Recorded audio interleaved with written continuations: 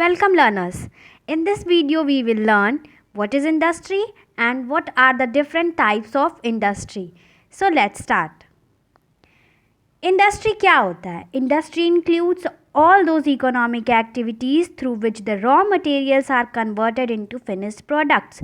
जब वो सारी एक्टिविटीज़ जिनके ज़रिए जिनके हेल्प से किसी भी रॉ मटेरियल को फिनिश्ड प्रोडक्ट्स में यानी कि अल्टीमेट प्रोडक्ट में जब चेंज किया जाता है, यानी कि उस प्रोडक्ट में जो प्रोडक्ट डायरेक्ट कंज्यूमर यूज़ कर सके, उस प्रोडक्ट में रॉ मटेरियल को चेंज करने के लिए जो भी एक्टिविटीज़ जो भी इकोनॉमिक एक्टिविटीज़ इन्वॉल्व होती हैं वो सारी इंडस्ट्री के अंदर आती हैं. Through industry natural resources are made capable of being used in its utility form.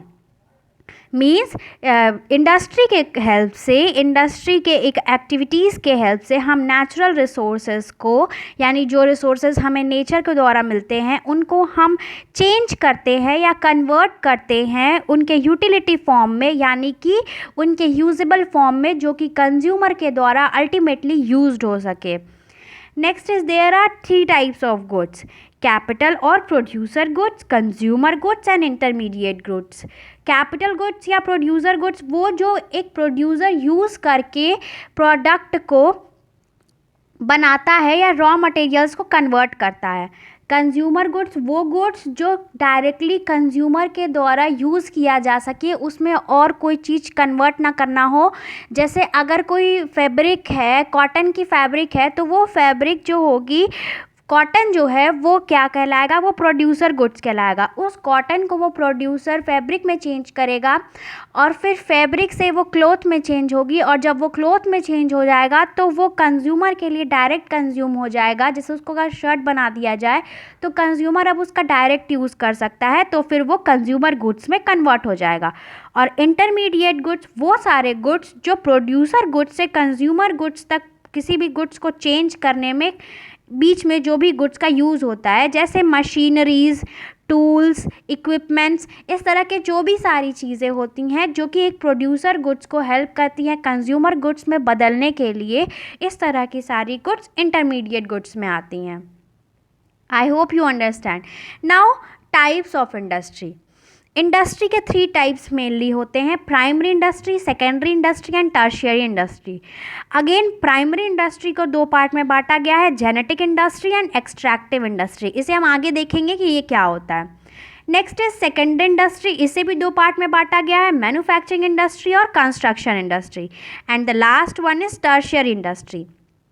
इसमें सारी एक्टिविटीज़ आ जाती हैं. नाउ लेट्स स्टार्ट कि प्राइमरी इंडस्ट्री क्या होता है. प्राइमरी इंडस्ट्री को हम याद रख सकते हैं नेचुरल रिसोर्सेज से या रॉ मटेरियल से. प्राइमरी इंडस्ट्री में वो सारी एक्टिविटीज़ आती हैं जो कि नेचुरल रिसोर्सेज से रिलेटेड हो, यानी जो रॉ मटेरियल्स प्रोवाइड कर रही हों.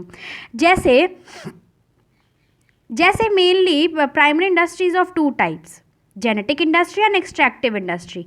जेनेटिक इंडस्ट्री वो जहाँ पे ब्रीडिंग और मल्टीप्लाइंग ऑफ सर्टन प्लांट या स्पीसीज़ होता है एनिमल्स का, जैसे फॉरेस्ट्री, कैटल ब्रीडिंग, नर्सरीज़, ठीक है, इस तरह की जैसे जो भी एक्टिविटीज़ हो रही हैं वो जेनेटिक इंडस्ट्री के अंदर आती हैं. जैसे अगर कोई काउ रियरिंग करता है या कैटल रियरिंग करता है, या फिर माइंस से अगर कुछ आता है एक्सट्रैक्ट करके मिनरल्स या फिर कोई भी रिसोर्सेज, तो वो एक्सट्रैक्टिव इंडस्ट्री के अंदर आती है. लेकिन अगर कोई जेनेटिक्स से रिलेटेड हो, यानी कि जीन्स से रिलेटेड या कह दो कि लिविंग बींग से रिलेटेड अगर कोई नेचुरल रिसोर्सेज हो, जैसे कि किसी कोई फॉरेस्ट्री हो, प्लांट रियरिंग, प्लांटेशन का काम हो रहा हो, या फिर एनिमल रियरिंग का काम हो रहा हो, इस तरह के इंडस्ट्री एक्टिविटीज़ जो होती हैं वो जेनेटिक इंडस्ट्री में आती हैं.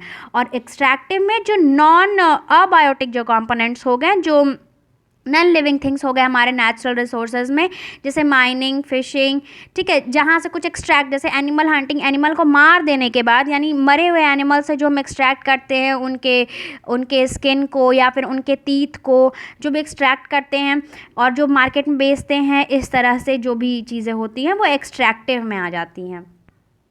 Next is secondary industry. These industry use raw materials from primary industry and convert them to the finished product. अब वो प्राइमरी इंडस्ट्री से हमें रॉ मटेरियल्स तो मिल गया, लेकिन उन रॉ मटेरियल्स को तो कंज्यूमर नहीं यूज़ करेंगे, उसको किसी वल्नरेबल प्रोडक्ट में चेंज करना पड़ता है। तो उसको प्रोडक्ट में चेंज करने के लिए सेकेंडरी इंडस्ट्री की हेल्प लेनी पड़ती है।